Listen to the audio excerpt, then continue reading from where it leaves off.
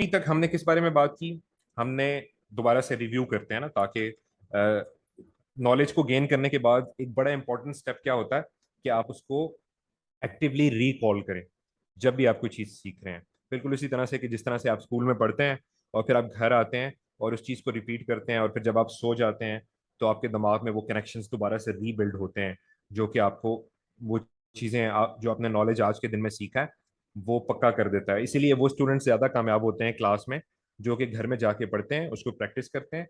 होता क्या है कि जब आप सीख, अच्छा, ये बड़ी इंपॉर्टेंट माइंड साइंस है जिसके बारे में मैं लोगों को बताता रहता हूँ।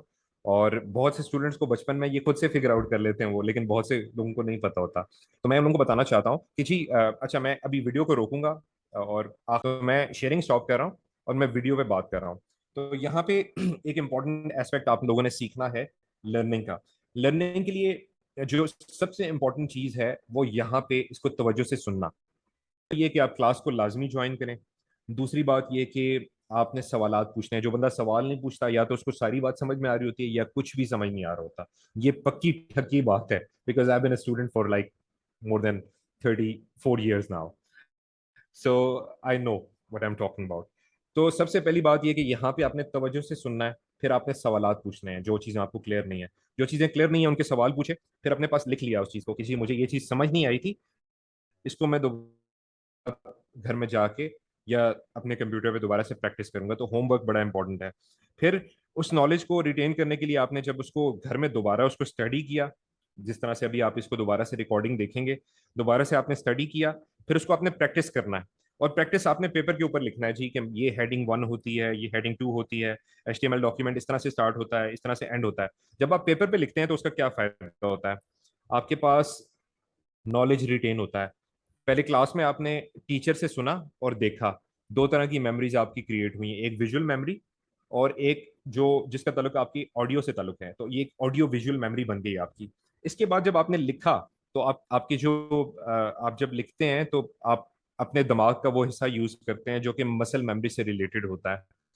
तो जब आपने पेपर के ऊपर लिखा, अब आपकी विजुअल मेमोरी भी इस्तेमाल हो रही है और आप जब उसको ऊंचा बोल रहे हैं कि जी H1 ये करती है। आपने देखा होगा कुछ लोग जो रट्टे लगाते हैं। अब वो रट्टा लगाना जो है वो बड़ी जबरदस्त किस्म की मेमोरी है, और जिन जो लोग रट्टा लगा सकते हैं बड़ी बड़ी चीजों को, मैं उनसे बड़ा इंस्पायर होता हूँ। वो बड़े जरूरी लोग हैं क्योंकि वो याद रख सकते हैं उस चीज को। उनकी वो वाली मेमोरी बहुत अच्छी होती है जो इस तरह की याद को महफूज रखती है। और H1 H2 आपने जब पेपर के ऊपर लिखा और आपने उसको प्रैक्टिस किया, टैग्स बना के उसके दरमियान चीजें लिखी, तो अब आपको पता है कि ये बड़ी हेडिंग है, ये उससे छोटी हेडिंग है, ये उससे छोटी हेडिंग है। तो ये नॉलेज आपके पास जो पेपर पे आपने लिखा, ये मसल मेमोरी वाले एरिया में भी महफूज हो गया। आपने जब उसको पढ़ा तो वो दोबारा से आपके ऊंचा पढ़ा ताकि आपके कानों में भी आवाज जाए।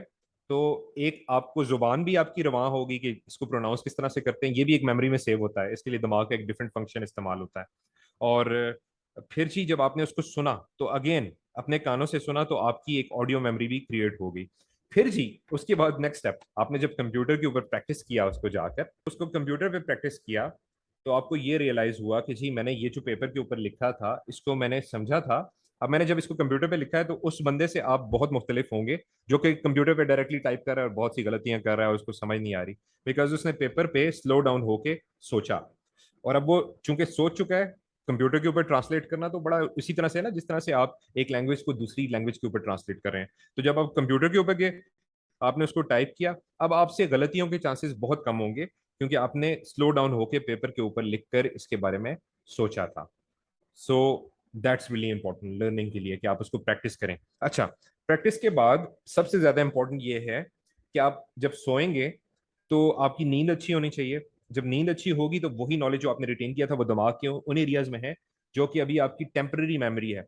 उस टेम्पररी मेमोरी से परमानेंट मेमोरी का हिस्सा बनने के लिए दिमाग को रेस्ट की जरूरत होती है। जब आप रेस्ट करते हैं तो वो कनेक्शंस लिटरली यूं समझें कि आपकी नई तारें बिछाई जा रही होती हैं दिमाग में, नए कनेक्शंस बन, क्योंकि सारा काम इलेक्ट्रिक जो आपने पेपर के ऊपर लिखा है, जो आपने कंप्यूटर के ऊपर लिखा है, जब आप उसको दोबारा देखेंगे तो आपका वो नॉलेज रिकॉल हो जाएगा जो आपने कभी सीखा था और थोड़ा सा आप भूल गए हैं।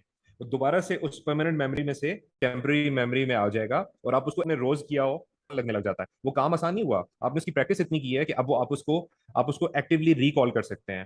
फॉर एग्जाम्पल, आपने पेन को खोलना बचपन में, जब पेन को खोलना बच्चों के लिए भी मुश्किल होता है और ये किस तरह से खुलेगा। सो यही तरीका है इसको प्रैक्टिस करने का।